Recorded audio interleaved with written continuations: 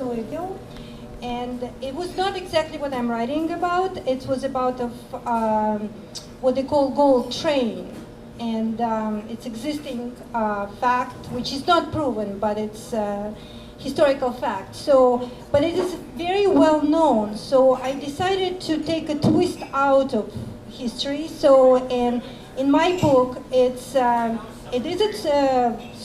the gold, Tsar gold train exists, but they forgot seven boxes at the bank, and my characters have to hide that gold from the Bolsheviks. So it's a little twist, and I had this story for a long time, but I never had time to write, and then I read too, but write, and of course with help of my daughter Anna, so we'll be able to make it happen. So.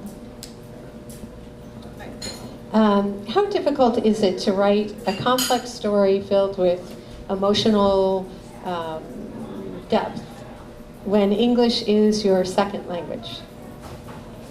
Very difficult.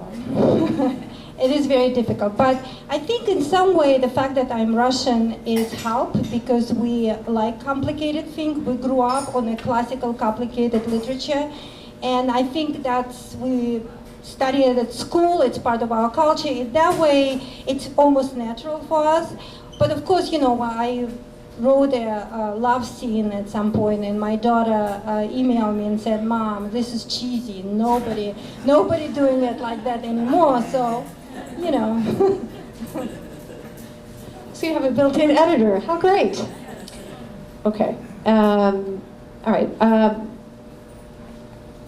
You wrote, when I mentioned or commented on this before, when you have the narrative exposition and the diary. Did you consciously have to concentrate on writing using two different writing styles? Or did you kind of get into the hear those voices in your head? Actually, no. It was a strictly commercial decision, because I'm a part of Poor Fiction League, and actually the most respond on my writing was on a diary, and that's why I decided to put it in the first chapter, because it's also helped my story to unfold, because it's really put you into the setting, and it tells the story of the gold in an original emotional way, so that way I didn't have to describe when I can show that way. What is the most difficult part of writing, other than Pure Fiction League? What is the most difficult part of writing this story for you? Language. For me, it is a language, and I need an editor, because it is not my first language, and I have, I'm read a lot and pretty much had a good literal education in a way, from my culture, and I have a lot of expectation from the writing, and that's why for many years I was afraid to touch, fiction, because I thought I couldn't make it. So that's the answer. Does somebody have a question? All right. You mentioned before that you're working with your daughter. What's that like to collaborate with your daughter, and have you discovered anything surprising about her during this collaboration? My daughter lives in Colombia, Bogota, right now, so she's far away, and it's my way to connect her through creative project. And in a way, since she was a little girl, we always play a game. So I start the story and she had to finish, and vice versa. So basically, we have it in our culture to create creative projects together. So, and that is a good example of how we connect in a way. What did you discover about her? Anything surprising that you didn't know about her before this project? It's very difficult to say. She's incredible. I know, you knew that before. Yeah, even more so. So no, she's very talented, and I mean, I would not offer her, by the way, to be co-author with me if I didn't think that she could.